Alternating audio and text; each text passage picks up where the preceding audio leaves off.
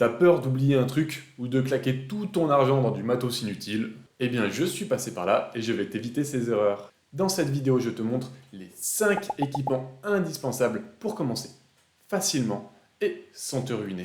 Tu sauras exactement quoi prendre et quoi éviter et ça te fera gagner un temps fou pour t'équiper comme il faut. Spoiler, la frontale à 14 h, j'ai testé, pas une bonne idée.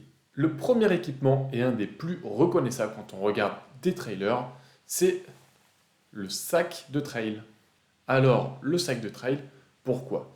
Eh bien, on va se retrouver à parcourir des distances assez conséquentes et souvent assez éloignées de ravitaillement et dans des zones qui peuvent être assez isolées.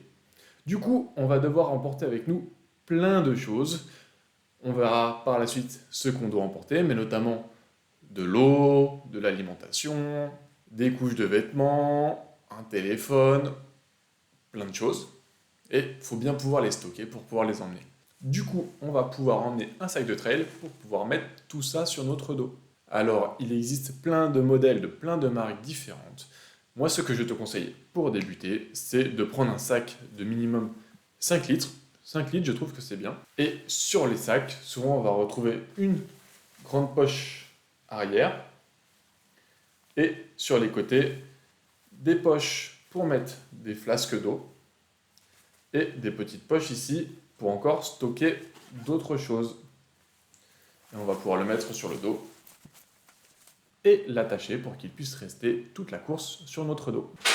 Alors mon conseil de sac pour débuter, eh bien, d'ailleurs tu vas voir tout du long de la vidéo, c'est un bon conseil, c'est d'aller à Decathlon et prendre le sac Evadict 5 litres de Decathlon qui coûte environ 40 €, donc c'est dans les premiers prix et il fait très bien l'affaire. D'ailleurs, on en voit beaucoup en trail.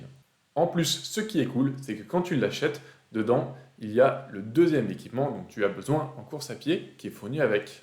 Et donc, le deuxième équipement, en réalité, il y a plusieurs choix. Ce sont tous les équipements qui vont te permettre de boire pendant la course. On l'a vu, les ravitaillements sont assez éloignés et il va falloir que tu t'hydrates régulièrement tout au long de la course. Pour cela, il existe deux possibilités, cela va être à ta convenance. La première, c'est d'emporter ton eau dans une poche à eau, comme celle-ci, laquelle tu vas remplir pour la mettre dans ton sac, donc c'est celle-ci qui est fournie par Decathlon, et elle t'embêtera plus derrière et tu pourras boire directement depuis la petite pipette.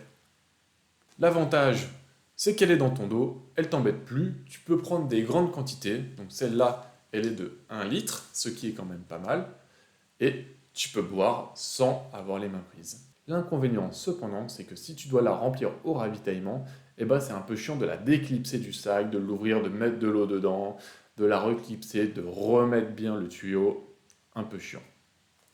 Mais si tu veux, il y a une deuxième option qui n'a pas ces inconvénients, c'est de prendre des petites flasques comme celle-ci. Donc là, les flasques, elles ont une quantité plus limitée, par exemple 250 ml, où on trouve souvent également des 500 ml.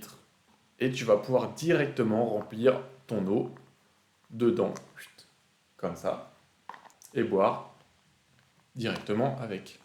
L'avantage, c'est que c'est très facile à remplir, notamment au ravitaillement. Avec les deux mains, on peut remplir l'eau dans les flasques et refermer.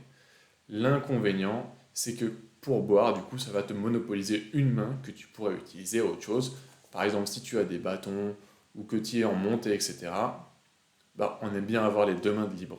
Et en plus, il faut les remettre dans le gilet, et des fois, quand elles sont un peu vides, c'est un peu chiant. Donc je te conseille de tester les deux et de voir ce qui te plaît le plus. D'ailleurs, si tu as besoin, tu peux même partir avec les deux. Attention cependant, tous les sacs de trail ne sont pas compatibles avec toutes les flasques. Par exemple, le sac de trail que je t'ai montré avant ne peut prendre que des flasques de 250 ml, les petites, comme celle-ci, mais il en existe des flasques de 500 ml. Alors fais bien attention avant d'acheter tes flasques ou ton gilet que ça soit compatible.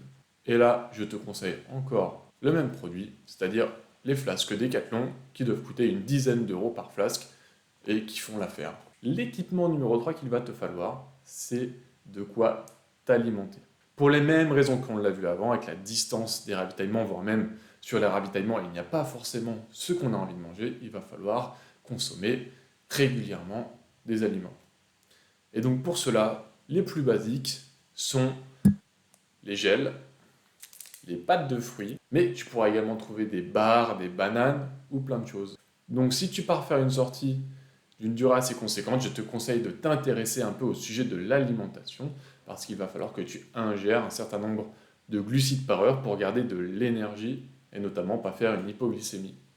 Mais il faut faire attention à ne pas en prendre trop non plus pour que tu puisses les digérer pour éviter certains problèmes, si tu vois ce que je veux dire. Et donc le conseil magique, c'est de tester à l'entraînement ces produits et pas le jour de la course. Le conseil malin pour débuter, eh bien c'est toujours d'aller à Decathlon, ils ont plein de pâtes de fruits, de gel, etc. accessibles. Peut-être qu'ils sont un petit peu moins bien que les marques spécialisées. Cependant, les marques spécialisées, le prix peut faire x3 ou x4. Et là, on n'a pas envie de débourser le prix d'un resto 5 étoiles pour faire son trail, quoi. Donc pour commencer, ça va très bien. Après, tu pourras tester autre chose et mettre un peu plus de prix si tu veux. Enfin, le quatrième équipement qu'il te faut, celui-là, on ne peut pas passer à côté, ce sont les chaussures de trail. Alors pourquoi des chaussures spécifiques au trail? Eh bien, deux raisons. On va se retrouver sur des terrains un peu plus exigeants qui seront par exemple des cailloux, du sable, de la terre, des rochers, des racines. Et donc les chaussures vont être mises à rude épreuve. Et donc il vous faut quelque chose qui soit assez solide, qui tienne dans le temps et qui protège bien votre pied. Et également par rapport à la route, on va se retrouver avec beaucoup plus de dénivelé, qu'il soit positif ou négatif, sur des terrains qui peuvent être instables. Et donc pour pouvoir bien monter et descendre en toute sécurité, il va vous falloir une chaussure qui accroche et donc avec des petits crampons. Tout cela pour être plus performant dans vos courses, mais surtout d'éviter les risques de chute et de blessures. Alors là, je suis désolé, pas de petits conseils malins pour les acheter. Je te conseille juste d'aller dans une boutique spécialisée avec des vendeurs spécialisés dans le trail qui sauront t'orienter sur le modèle et la chaussure qui te convient. Le simple conseil, c'est d'en essayer pas mal et de voir dans lesquels on se sent bien. Et dans tous les cas, tu vas devoir lâcher un bon petit billet, peut-être environ 150 € pour t'acheter des chaussures de qualité. Malheureusement, là, on ne peut pas faire de petites économies. Mais c'est pour ton bien.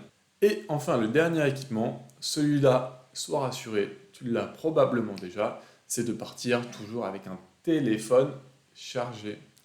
Et oui, on peut se retrouver dans des zones isolées, un peu plus dangereuses que d'habitude, sans secours ou sans personne à qui demander. Et donc, tu pourrais avoir besoin de ton téléphone pour appeler de l'assistance, voire même retrouver ton chemin. On peut facilement se perdre. Et également, tu peux filmer et prendre en photo les petits paysages. Ça, c'est le petit plus. On a maintenant vu les 5 équipements que je juge indispensables pour commencer. Tu auras compris que pour t'équiper facilement avec du bon matériel et surtout avec un bon rapport qualité-prix, tu peux aller chez Decat, ils ont plein de choses sympas.